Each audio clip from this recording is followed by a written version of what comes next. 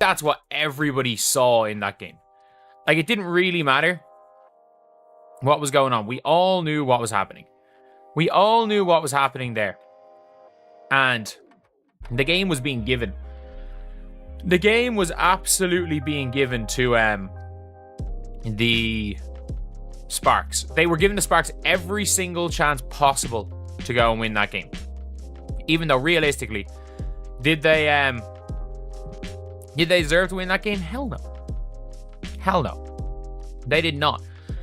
And I mean that. They did not deserve to win that game. What happens to a league when its most marketable star has to warn teammates to stay quiet because speaking honestly might cost them thousands? Tonight, we're pulling back the curtain on the WNBA's fine machine, the officiating firestorm that lit it up, and why one 5-word reply from Caitlin Clark became the loudest whistle of the season. If you're new here, buckle up. If you've been with us, drop a quick like so this gets in front of more fans who care about fair basketball. Because this one isn't just about calls, it's about control. Oh, there's a Leah. You gave them every chance to win. If you look at this in slow motion, you can see Caitlin Clark clearly smiling in confusion. Smiling and did that really just happen? Smiling and you slide W. And she says, she points at the other team. You gave them every chance to win. Oh, goodness gracious. Caitlin Clark, she's chomping at the bits to start talking to these referees during the game, during free throws, after the game. It starts with a game that should have been remembered for grit. Indiana Fever versus Los Angeles Sparks. Tight finish. Emotions high. But what fans remember instead? Confusion. A mess of late-game decisions. A reset here, a timeout there, clock shenanigans that stretched 1.9 seconds into what felt like an eternity.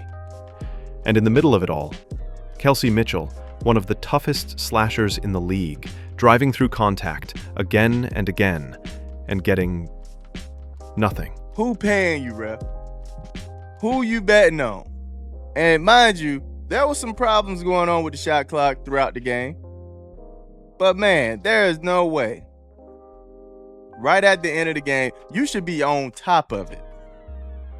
You telling me you're not paying attention to when some hands touch that ball? Come on, man. And then to reward them with the timeout, like, fam, that's crazy work. Look, Caitlin Clark, like, what is going on here? She's like, no. Look, Caitlin ready to run the floor, fam. She's like, you could feel it boiling. Fever players throwing their hands up, the bench barking for a whistle. An injured Caitlin Clark on the sideline, up out of her seat, shouting, "Call it! Call it!" Lexi Hull gets so fed up, she catches a tech. Think about that for a second. Protesting contact earns punishment. The contact itself? Play on. Now, pause. You and I both know officiating is hard. Split-second choices, angles, human error. But something about that sequence didn't feel like oops. It felt systemic. It felt like a standard, if there even is one, wasn't being applied equally. And the most revealing moment didn't happen on the floor. It happened online. There is one referee. We definitely have to check for betting slips for this guy right here. I think his name is like Agun Agazi, because it sure seemed like he did not want to let the Fever take away this win, making the last 1.9 seconds last almost 5 minutes. He was just like letting them call a reset timeout, and then he was like, no, it's a foul. But I think the worst part about that 1.9 seconds was when 0.4 seconds was left on the clock and Kelsey Mitchell was at the free throw line. She was trying to miss on purpose because that takes time off of the clock, because if she would have made it in, they would have been able to inbound and possibly do a tip in. But this guy allowed a reset timeout. When do you allow a reset timeout with 0.4 seconds? Sydney Colson, out for the season but very much locked in with her team, opened Twitter and broke the unspoken code. At a certain point in the league's existence, I'm going to need Kelsey Mitchell to get the same whistle as other stars. The way she gets assaulted is insane, actually. That word, assaulted, wasn't an accident. It was a line in the sand. Then came the 5 words that changed everything. Caitlin Clark replied, "Careful, you're going to get fined." Read that again. Not "you're wrong," not "pipe down," not even "I got you." It was a warning. A veteran move from a rookie who already understands the system. Speak up at your own risk. The message underneath? Players know there's a price for honesty. Colson's response? "I can't get no more fine." Which sure sounds like someone who's already been hit. And then a plot twist. Longtime executive Lynn Dunn jumps in, essentially saying, "If they fine you, I'll help pay it." Fans piled on too, promising to crowdfund any penalties. The league wanted silence. Instead, it sparked a chorus. And at a certain point in the league's existence, I'm gonna need for Kelsey Mitchell to get the same whistle as each other stars. The way she gets assaulted is insane, actually. And I've considered roping my sister in it to have office purse charges. Now, this is when Caitlin Clark chimed in. Caitlin Clark said, "Careful, you're going to get fined." Then Sydney Colson said, "I can't get no more fine." But this didn't come out of nowhere. Look at the breadcrumb trail. Sophie Cunningham gets fined for lip-syncing a trending line that mocked bad officiating. Another fine for calmly discussing inconsistency on her own podcast. Yet another for pointing out what looked like superstar treatment for an opponent. You literally couldn't touch her. Coach Stephanie White gets fined for calling a night of whistles egregious. This is a pattern. Not discipline, deterrence. Like, I love Paige to death. Do not get me wrong. I think, again, I think she's a hell of a player and, would love to play with her one day. But those refs were giving her every freaking whistle last night. You literally couldn't touch her.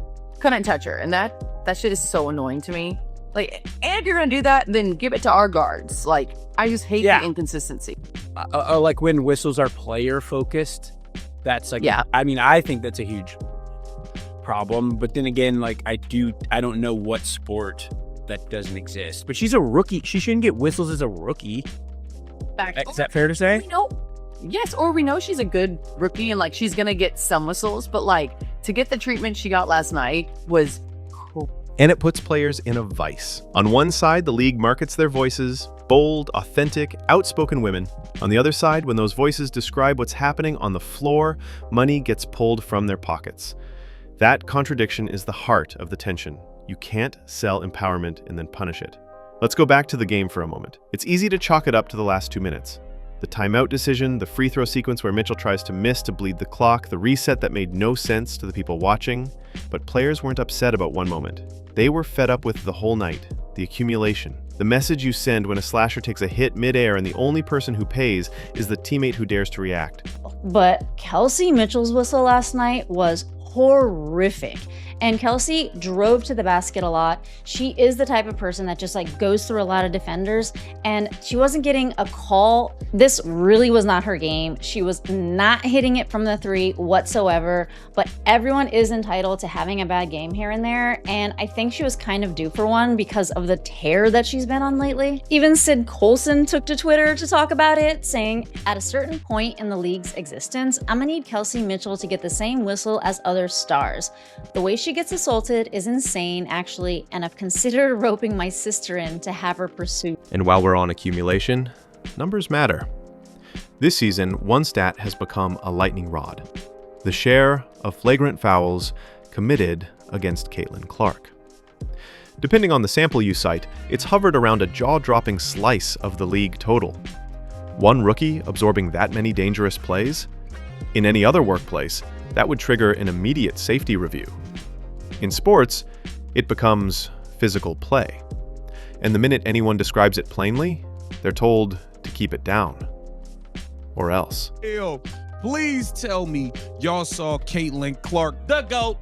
Y'all saw Caitlin Clark crash out on the bald head ref last night. Please tell me y'all saw this.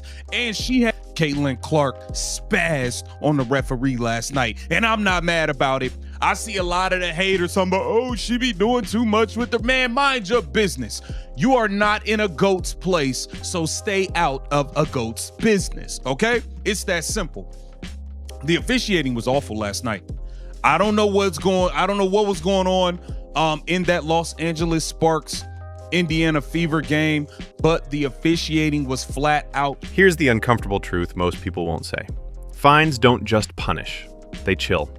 They reshape what players feel allowed to say, and that affects the product. Because when athletes feel they'll be penalized for stating the obvious, they stop sharing the context fans need to understand the game. If you've wondered why some post-game pressers sound robotic, this is part of it. Candid becomes costly. Sparks got every single call imaginable, and it was just noticeable, to the point you got Caitlin Clark running on the floor ready to crash out on a ref in the middle of the game, to the point where it's obvious. It's like the fix was in. The fix was completely in. So the WNBA needs to do something about this. Kathy Engelberg, you need to get a hold of what's going on here. The officiating Kelsey Mitchell getting knocked around like a damn pinball. But hold on, someone will say. You can't have players torching refs after every loss. Where do you draw the line? Fair question. Yes, leagues need guardrails. Nobody wants conspiracies shouted as fact. Nobody wants personal attacks or accusations of criminal behavior without evidence. But there's a wide gulf between that and our guard didn't get a fair whistle tonight. When reasonable criticism is treated like a crime, you don't protect integrity. You erode it. More people are talking about the refs than that. More people are talking about Caitlin Clark's reaction than that. And that just sums up how bad the refereeing is that we have seen an unbelievable game. We have seen an unbelievable game. A game where you're like, okay, maybe, just maybe, the Fever have not even just maybe, the Fever put themselves in a great position. They put themselves in a great position to succeed. But now you're looking and you're like, what do people remember from this game? Caitlin Clark having to be restrained by her team. And that's the broader danger for the WNBA right now. The league is having a moment. Surging ratings, sold-out arenas, pop culture relevance, new fans who wake up caring about players' stories. Why risk all of that by policing the conversation too tightly? The fans who showed up for Caitlin Clark didn't just come for threes from the logo. They came for the honesty, the humor, the edge, the sense that what they're watching is unscripted and real. Overmanage that, and you flatten the thing you're selling. Let me give you a concrete picture of how this looks from a player's seat. You get hammered at the rim, no call. You shake your head, you vent to a teammate. You answer 2 or 3 short questions after the game with, "We've got to be better."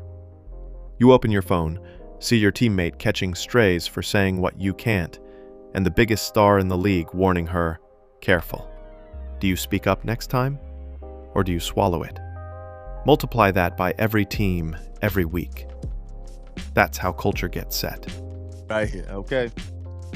It was this dude right here. And from what I've seen, the man has been a part of controversial calls all year. He's been a part of it all year, man. Oh my goodness. What was his name? Jack, what you say? Agan Abazi. Agan Abazi, man. This man is diabolical work to the WNBA.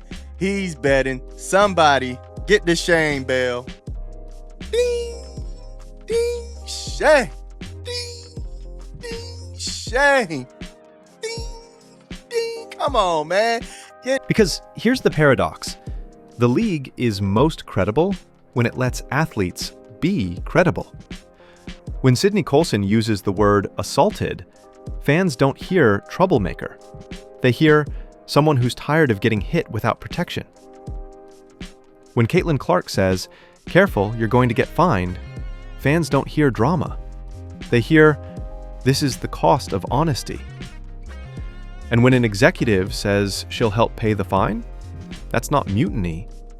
That's a signal the the policy has drifted away from the people who make the product. Sid Colson is someone that everyone used to call the face of the league because she gets along with everybody. So when she's taking to Twitter to complain about something, it must be bad. Because usually she's just really funny, kind of cracking jokes here and there. And although this was pretty funny, there was a tone of seriousness, like calling out the referees, because the way that the Indiana Fever has been officiated, I think she finally understands from being on the team. And I'm telling you, this team sticks together. Her whistle was so bad last night that Lexi Hull even got a tech for it. And we are talking about Lexi Hull.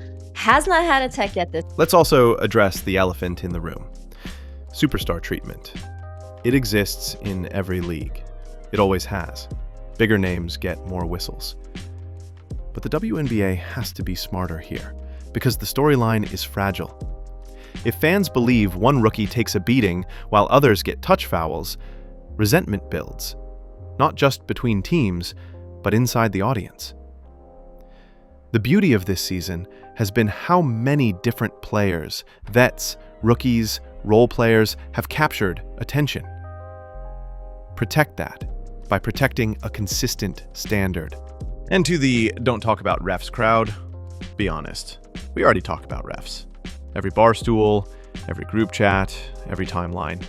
The only difference is whether the people who lived the moments are allowed to participate. They should be. They have the best angle, the film study, the bruises. Let them speak, within the lines. The product will be better for it. There's one more twist worth mentioning, and it says everything about where this is headed. After the fines talk, fans didn't retreat. They organized. "We'll cover it," they wrote. "Say what needs to be said." That's new. That's not 2016 WNBA Twitter or even 2022. That's a transformed fan base with receipts, wallets, and patience for accountability. You can't fine that energy away. You can only invite it in or push it out. Hey, Ganabazi, how much money you got on that game? You took the Sparks to win, huh? Didn't you? You took the Sparks to win, huh? Didn't you? It's okay. It's okay. Maybe next time. Maybe next time you'll get the benefit of the doubt. The referees are bad, Bo. The referees are absolutely horrendous in this game. There's no other way to call it for what it is. The referees are abysmal. And you can't help but wonder, is there foul play going on here? Is there foul play going on? Yeah, that's just one example, but we can go game by game and So where does that leave the Fever? Ironically, unified. Players who rarely stir the pot are suddenly on the same page. Kelsey Mitchell keeps attacking. Lexi Hull wears the tech and moves on. Sydney Colson, injured but undeterred, takes the hit so others don't have to. Caitlin Clark, sidelined and still reading the room, puts the dynamic into 5 blunt words the whole league understands. And fans, old and new, see through the fog. This isn't a tantrum. It's a plea for fairness from people who want the game to shine. I'll leave you with this. Every league says it wants authenticity. This is what authenticity looks like. Messy, loud, inconvenient. It challenges the people in charge to prove they deserve to be in charge. It forces officials to communicate, not just adjudicate. It asks stars to use their voice even when it's safer not to. That's uncomfortable, and it's the only way forward. If the WNBA meets this moment with transparency, dialogue, and a smarter fine policy, it wins. The players win. The fans win. And we all get what we came for. The best basketball, decided by players, not headlines. If it doesn't, then careful, you're going to get fined isn't a warning. It's the brand. Your move, league. If you found this breakdown helpful, tap like so more fans see it. Drop your take below. Were the whistles inconsistent or are the Fever overreacting? And hit subscribe. We'll keep following the story. We'll bring the clips, and we'll call out what the box score can't. See you in the next one.